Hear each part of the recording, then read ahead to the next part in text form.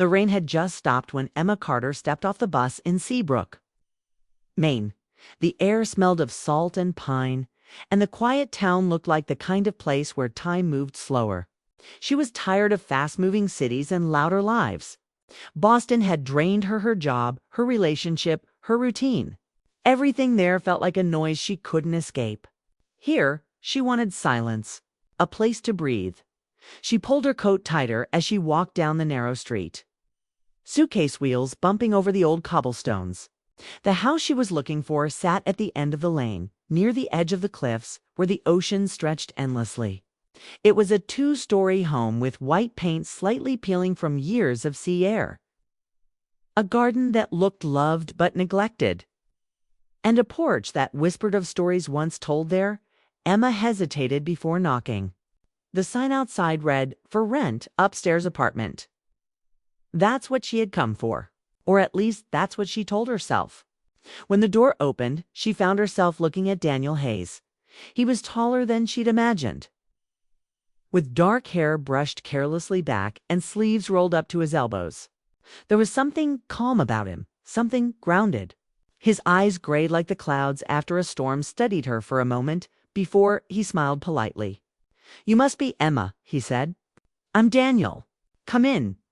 His voice was steady, deep, and warm in a way that made the cold on her skin fade a little.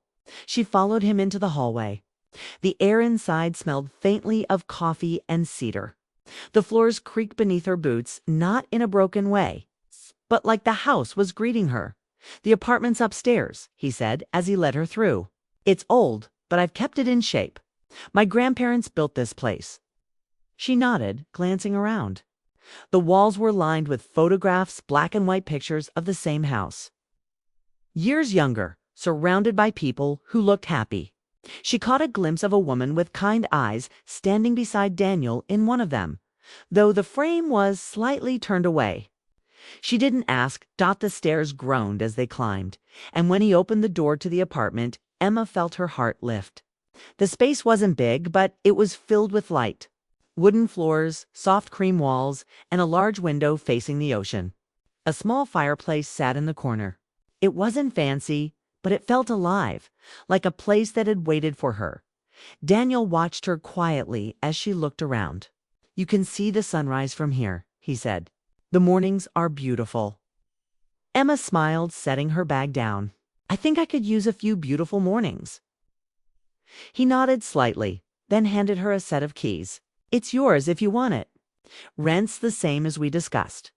I live downstairs if you need anything." When their hands brushed as she took the keys, it was brief but enough for her to feel a small spark, an unexpected pulse of awareness. She looked up, and for a second, he met her gaze. Then he cleared his throat and stepped back. "There's heat, water, and Wi-Fi," he said with a faint grin.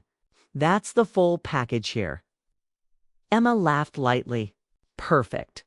I think I'll survive." He turned toward the door, giving her a small nod.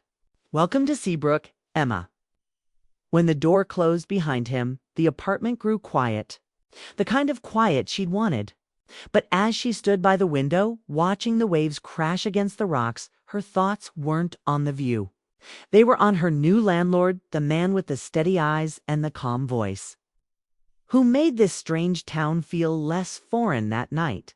She unpacked slowly, setting down each box like she was planting pieces of herself again. The storm had cleared and moonlight spilled through the window, touching the old wooden floors with silver light. The sound of the ocean below reminded her that she was far from everything that had broken her.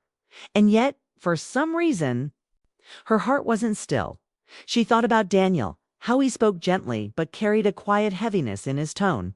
There was a story there. She could feel it, though she didn't know what it was yet. Maybe that was why his kindness felt different. Not the kind of politeness people give strangers, but the kind that comes from someone who knows what loneliness feels like. As the night deepened, she made tea and stood by the window. From there she could see the porch below. Daniel was outside, leaning against the railing, a lantern beside him. He was looking out toward the sea, shoulders slightly hunched as if weighed down by a memory Emma told herself not to watch. He was just her landlord. But her eyes stayed there anyway, tracing the quiet lines of his figure against the moonlight. There was something comforting about knowing someone else was awake in the same house. Someone who didn't fill the silence with noise but shared it with peace. When he finally went inside, she closed her curtains and smiled faintly. It had been a long time since she felt safe somewhere. Maybe it wasn't just the apartment. Maybe it was the feeling that she had stepped into a place where life could be gentle again. The next morning, she woke early. The light poured in golden and soft, exactly as he'd said.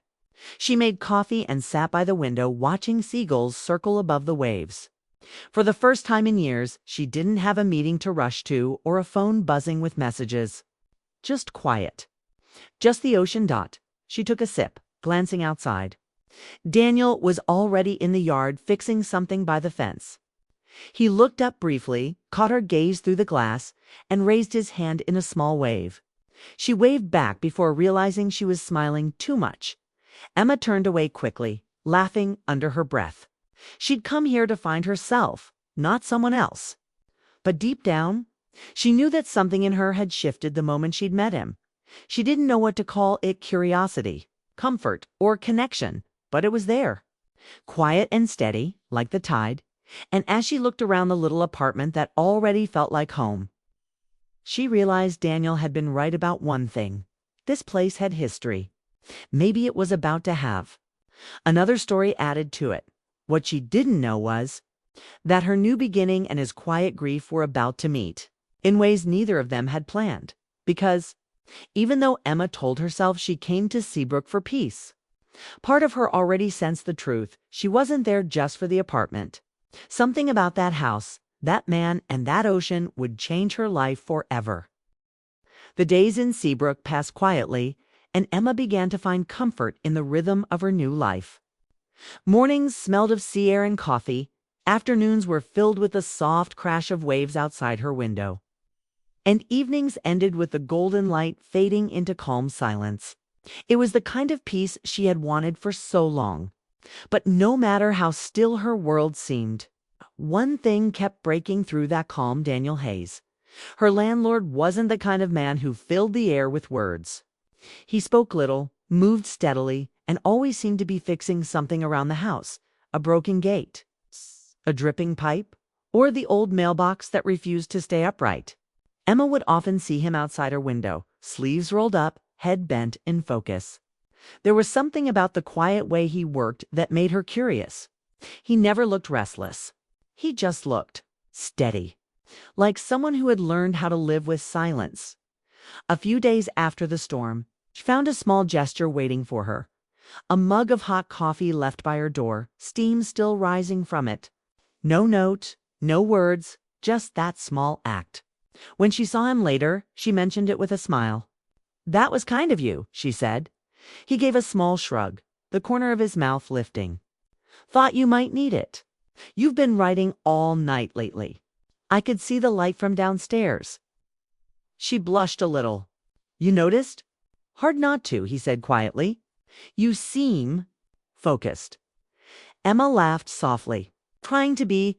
"It's been a while since I felt like writing again." "That's good," he said. "You look like someone who has something to say." For a moment, their eyes met, and it felt as though the conversation meant more than the words themselves. Then he nodded politely and went back to his work, leaving her standing there, strangely aware of the warmth in her chest. That night, she couldn't stop thinking about that small exchange. It wasn't romantic, not in the obvious way, but there was something there, something patient and unspoken. Daniel didn't flirt, didn't push, didn't try to impress. He simply noticed her. And after years of being with someone who barely did, that meant more than she could admit. Over time, small interactions became their quiet routine. He'd fix something near her apartment. She'd bring him tea or pie she'd baked. And they'd talk about nothing and everything. About how Seabrook stayed beautiful even in winter. About how city life felt too loud. About how strange it was that people could lose themselves in a place full of people but find peace in solitude. One Saturday, Emma gathered the courage to invite him for coffee. She expected him to politely decline, but he said yes without hesitation when he arrived. He stood in her kitchen, awkward for a moment, as though unsure if he was allowed to look comfortable there. Emma poured 2 cups, the rich scent filling the air. "I haven't done this in a while," she said with a shy laugh. "Shared coffee with someone who's not rushing off somewhere." Daniel smiled faintly. "I think that's why I like this town. No one's rushing. Time doesn't chase you here." She nodded. "I came here to slow down. I was starting to forget who I was." He looked at her, not with pity, but understanding. "I know what that feels like." His voice dropped slightly, as though he was remembering something heavy. Emma didn't press, but she could tell the weight in his words came from experience. The silence that followed wasn't uncomfortable. It was still meaningful. The kind that 2 people could sit in without feeling the need to fill. "After a while?" she asked. "You've been here all your life?" "Mostly," he said. "Left for a few years. Came back when my father passed. The house needed care." Shh. She could see the emotion flicker in his eyes, but he hid it quickly. Emma smiled gently. "You've taken good care of it. It feels safe here." He looked around the kitchen, then back at her. "You've made it warmer. It's been quiet for a long time." She didn't know what to say to that, so she smiled and offered him another cup. He stayed for nearly an hour, their conversation flowing easily, laughter soft and genuine. When he finally stood to leave, he gave her that quiet smile again. "You make good coffee," he said. "And you make good company," she replied. He paused at the door. "If you ever need anything, you know where to find me." "I do," she said softly. And she meant it. After he left, Emma stood at the window watching the sun dip below the ocean. The sky turned shades of orange and pink, the kind of colors that made her wish she could paint instead of write. The house below looked peaceful again. But she couldn't ignore how much she wanted to see the light in Daniel's living room turn on. It made her feel less alone, knowing he was there. The next morning, she saw him again working in the yard. She walked down with 2 mugs of coffee and handed one to him. "Your turn," she said. "You fixed my porch light yesterday. That earns a coffee." He smiled, wiping his hands on a rag. "You notice that, huh?" "I notice a lot," she said quietly. He looked at her then, something thoughtful passing over his face. "So do I." They both laughed it off, but that moment lingered longer than either expected. It wasn't love, not yet, but it was something real, something growing quietly like roots beneath the surface. In the weeks that followed, Emma began to write more than ever. Her notebook filled with pages about second chances, about healing, about how some people don't walk into your life loudly. They simply appear. And somehow, you can't imagine your days without them. Daniel remained steady, always there when she needed help, but never intruding. Sometimes he'd ask how her writing was going. Sometimes he'd just nod as they passed in the hall. But every time, there was that same quiet understanding between them, a connection. Built not through grand gestures, but through the simple comfort of being seen. One evening, while Emma was sitting on her porch, he walked by with his toolbox. "You've been writing all day again," he said with a small smile. "Don't forget to live a little," she laughed. "That sounds like advice from someone who doesn't take his own." "Maybe," he said, "but it's good advice." As he walked away, Emma realized she hadn't felt this kind of calm in years, the kind that doesn't come from solitude, but from the right kind of company. And though she still told herself she came to Seabrook for peace, she couldn't deny that her heart was slowly finding a new rhythm, one that seemed to match Daniel's quiet. Steady one.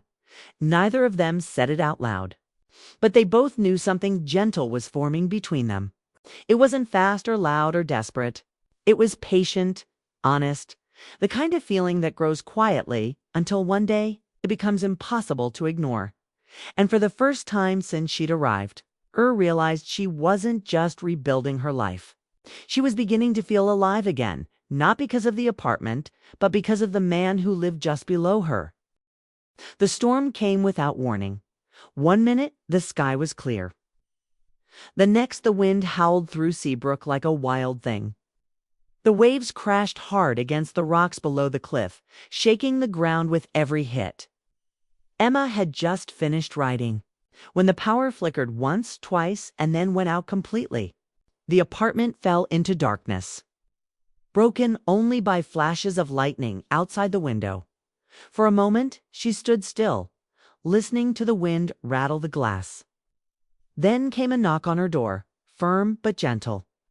She opened it to find Daniel standing, there a lantern in one hand, his jacket soaked from the rain. "You okay?" he asked. "I'm fine," she said, though her voice shook slightly. "The power's out all over town," he said. "You should come downstairs. It's warmer by the fireplace." Emma hesitated for just a second, then nodded. She followed him down the creaking stairs, the lantern lighting their way. His living room glowed softly with the light of a small fire. It felt safe, almost unreal. The warmth, the sound of rain, the quiet hum of the storm outside. He handed her a blanket and said, "You can sit there," pointing toward the couch. She thanked him and settled in, tucking her legs under her. He sat in the chair across from her, rubbing his hands together near the flames. For a while, neither spoke. The crackling of the fire filled the silence. It wasn't awkward. It was the kind of quiet that felt shared, almost peaceful, despite the storm raging outside. Then Daniel said softly, "Storms like this used to scare my wife. She'd light every candle in the house." Emma looked up, surprised. He had never mentioned his wife before. She waited, not wanting to interrupt. "She passed away 4 years ago," he said, his voice steady but low. "Car accident on the coast road. I stayed here after that. Couldn't leave. This house. It's all that's left of her." Emma's heart ached at his words. "I'm so sorry," she said quietly. He nodded, staring into the fire. "I used to think the silence after a storm was the hardest part. It felt like the world moved on, but I didn't." She didn't try to comfort him with empty words. Instead, she said, "I know what that kind of silence feels like." He looked at her, and something unspoken passed between them. Recognition. Not pity, not sympathy, but understanding. Two people who had lost something they couldn't replace, sitting together while the world outside roared. The conversation drifted after that, slow and gentle. Emma told him about Boston, about the years she spent in an office she hated, about the man she'd thought she'd spend her life with, until she realized he'd stopped seeing her long before he left. Daniel listened quietly. When she finished, he said, "You made the right choice coming here." She smiled faintly. "You think so?" He nodded. "Sometimes peace isn't something you find, something you build, piece by piece." She looked around his living room, the worn furniture, the shelves filled with books, the photographs that carried both memory and pain. "You've built something good here," she said softly. He met her eyes, a small smile forming. "You helped with that?" Her breath caught for a moment. She wanted to look away but couldn't. The firelight danced across his face, softening the sadness there. The air between them felt charged, but not rushed, gentle, like the calm before sunrise. Then a loud crack of thunder shook the windows, breaking the moment. Emma flinched, and Daniel stood quickly. "You're okay?" he asked. "I'm fine," she said, though her heart was racing for reasons that had nothing to do with the storm. He went to check the windows, making sure they were locked, then came back and sat beside her on the couch instead of across from her. The blanket brushed against both of them, and she could feel his warmth even without touching him. They sat like that for a while, the wind howling outside, the fire crackling low. Emma found herself speaking without thinking. "You ever wonder if people are meant to find each other, even when we're not looking?" Daniel looked into the fire. "I used to think that was just something people said to feel better," he said. "But lately, maybe I'm not so sure." She smiled faintly. "Maybe we both needed to end up in the same quiet house." He turned to her then, and for a moment the world outside seemed to fade. The storm, the rain, the thunder, it all disappeared. There was only that soft look in his eyes, filled with something she couldn't name but felt deeply. Their eyes held longer than either intended. The air between them seemed to hum, alive with something fragile and real. Then, as if realizing how close they were, Daniel looked away and cleared his throat. "I'll make us some tea," he said. Emma nodded, letting out a slow breath. "'Kay." While he moved to the kitchen, she watched the fire, her heart steadying. She wasn't sure what had just passed between them. Connection, comfort, maybe something more, but she knew it mattered. When he returned with 2 cups, he handed her one and sat beside her again. "It's chamomile," he said with a small smile. "Best I could do without power." She took a sip and smiled. Perfect. They sat there for hours, talking quietly, sharing pieces of their past like puzzle fragments. The storm slowly began to fade, the thunder growing distant, the rain turning soft against the windows by the time the fire burned low. Emma realized she hadn't felt this calm, this scene, in years. Daniel glanced at her, noticing the way her eyelids were heavy. "You can stay here tonight if the power's still out," he said gently. "The couch is warm." She nodded, too tired to argue. "Thank you, Daniel." He smiled softly. "Good night, Emma." When she woke in the morning, sunlight was streaming through the window. The storm was gone, leaving the world fresh and quiet. She found a note on the table beside her. "Made breakfast. Coffee's on the stove." She smiled as she read it, realizing something had changed between them. Something quiet but unmistakable. The distance that once existed had been replaced with trust, warmth, and a tenderness neither had expected. When she stepped outside, she saw Daniel in the yard, cleaning up fallen branches. He looked up and their eyes met. He smiled and she smiled back, a small, knowing look that said more than words could. The storm had passed, but it had left something behind. Not destruction, not fear, but connection. That night had opened a door neither of them could close.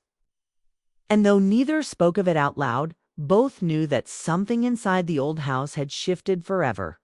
Emma went back upstairs later, the sound of the sea calm again. As she stood by her window, she thought about how strange it was that storms, for all their chaos, could sometimes bring people closer instead of tearing things apart.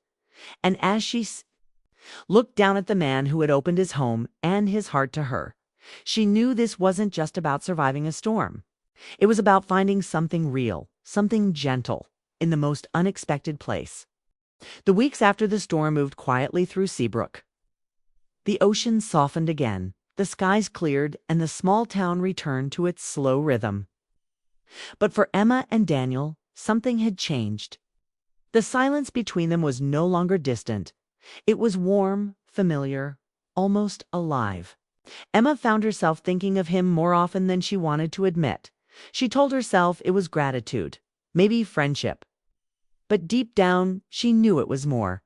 Every morning she'd see him outside, fixing something around the house or tending to the small garden by the porch.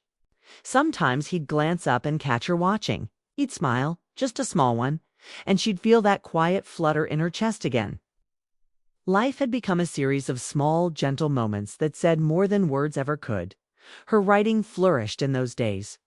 She filled her notebooks with stories about second chances, about how some people enter your life like soft tides, changing everything without breaking anything. Daniel never asked to read her work, but he always asked if she was writing. It was his way of saying he cared. One evening, after spending the day editing her manuscript, Emma decided to bake something for him, an apple pie, her mother's old recipe. She didn't know why, but she wanted to thank him for his kindness, for the warmth he brought to that quiet house, for simply being there. When the pie was ready, she wrapped it in a towel and walked downstairs. Daniel was sitting on the porch, the sun setting behind him in golden streaks. The light made everything softer. His face, his eyes, the air around them. She held out the pie with a smile. "I made too much," she said. He raised an eyebrow, amused. "Too much, or just enough to share?" She laughed, handing it to him. "Maybe the second one." He took it, their fingers brushing for just a moment, and something warm passed through the touch. "Thank you," he said softly. "You didn't have to." "I know," she said, sitting beside him, "but I wanted to." They sat there together, the ocean whispering in the distance. For a while, neither spoke. The world felt still. Then Daniel turned toward her, his voice quiet but full of meaning. "You've made this place feel different," he said. "It's been quiet for years, but now it feels alive again." Emma looked at him, caught by surprise. "I think the place already had life," she said. "Maybe it just needed someone to notice." He smiled faintly, eyes still on the horizon. Maybe the air between them felt different, not heavy, not uncertain, but full. She could sense that he wanted to say something more. And after a long pause, he did. "Emma, when you moved in, I thought it would be simple. Just a tenant, someone quiet, someone passing through." He stopped, glancing down at his hands. "But it hasn't been that. Not for a while." Her heart tightened. She said nothing, afraid that speaking would break the moment. He looked at her then, his voice low and honest. "I know you weren't just looking for an apartment. You were looking for a place to start over. I guess I was too." Emma felt a lump in her throat. "And did you find it?" He smiled gently. "I think I did." They sat in silence again, the wind brushing softly through the trees. She could hear her heartbeat in her ears, steady and certain. It's a kind of feeling that told her she was exactly where she was meant to be. "I came here to remember who I was," she said finally. "But I think I found more than that. I found peace. I found—" She hesitated, searching for the right word. "Home." Daniel's eyes softened, and for a long moment, he just looked at her. Really looked at her, as if memorizing the way she smiled, the light in her eyes. "You are home," he said quietly. "More than you know." She felt tears form, not from sadness, but from something gentle, something new. "You make it sound like I belong here." "You do," he said simply. "You belong." The sun slipped below the ocean, painting the sky in pink and gold. The world felt softer, slower. Daniel reached out, his hand resting lightly over hers. The gesture was quiet but full of meaning, not rushed, not uncertain. It was the kind of touch that spoke of care, of understanding, of two lives that had quietly found their way toward each other. They sat like that until the first stars appeared. Neither of them said another word. They didn't need to. Sometimes silence says what words can't. As the days passed, their connection deepened in the simplest ways. Morning coffee shared on the porch. Evenings spent talking about books, memories, dreams they hadn't said out loud before. Emma noticed how Daniel laughed more now, how the sadness in his eyes had softened. And he noticed how she had started to hum while cooking, how her smile came easier than when she first arrived.